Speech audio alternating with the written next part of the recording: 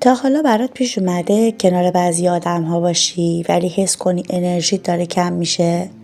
نه دعوایی هست نه مشکلی، اما انگار یه چیزی توی وجودت داره خاموش میشه.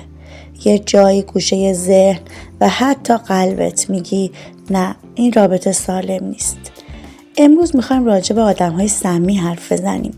آدم‌هایی که هر روز کنارمونن، بهمون لبخند میزنن، خودشون رو خیرخواه نشون میدن، ولی کم کم اعتماد، انگیزه و آرامشمون رو میگیرن.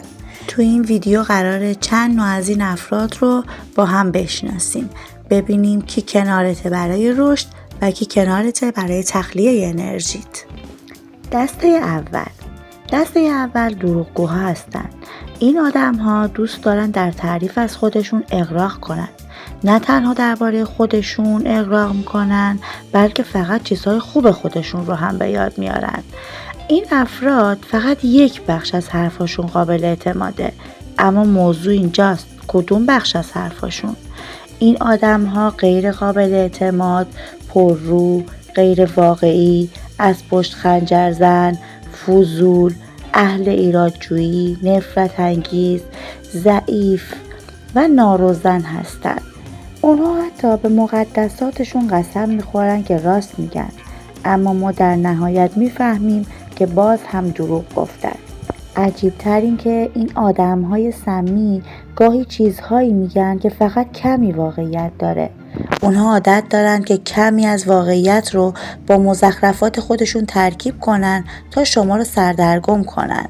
اونها واقعیت ها رو به شکل ناقص ادا میکنن و زمانی که میگویید مزخرف نگو، اصرار میکنن که همه ی حرفهاشون واقعیت داره. متاسفانه این آدم‌ها انقدر سمی هستن که حتی خودشون هم متقاعد شدن که دروغ‌هاشون واقعیت داره.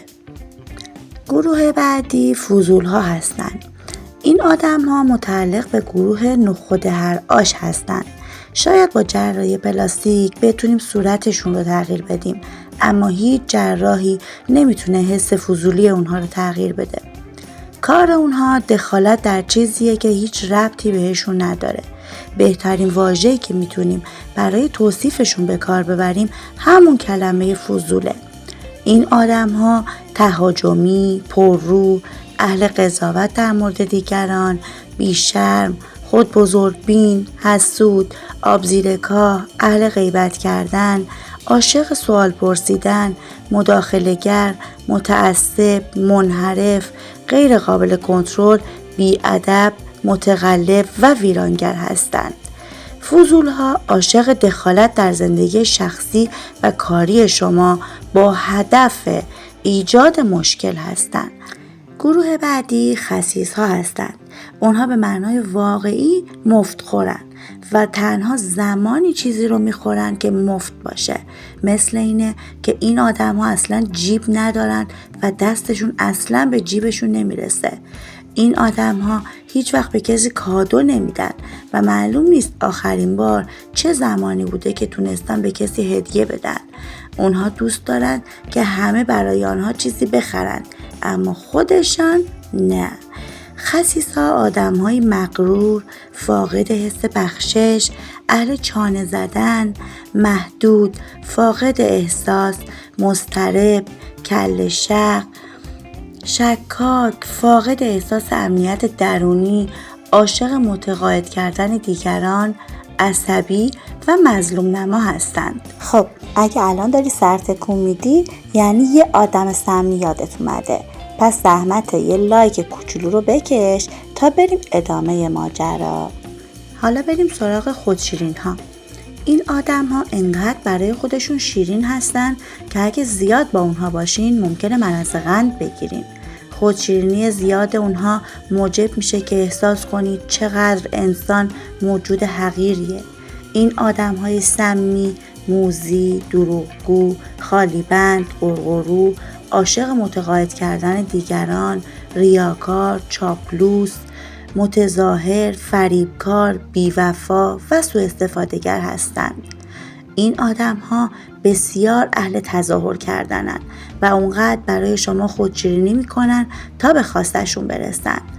اونها در حد مرگ از شما تعریف و تمجید میکنن، طوری که شما فکر میکنین اونها بهترین دوست شما، اما اونها در واقع از اعماق قلبشون ممکنه اصلاً علاقه به شما نداشته باشن، ولی هرگز این رو تو ظاهرشون نشون نمیدن.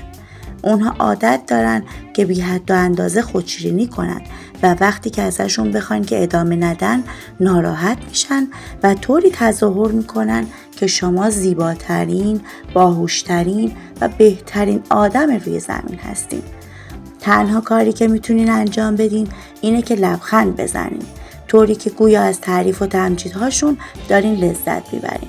وقتی هم که لبخند میزنین اونها میدونن که تونستن شما رو خام کنن. پس ما اینجا با چند مدل از آدم‌های سمی آشنا شدیم. آدم‌هایی که راحت انرژی تو میگیرن.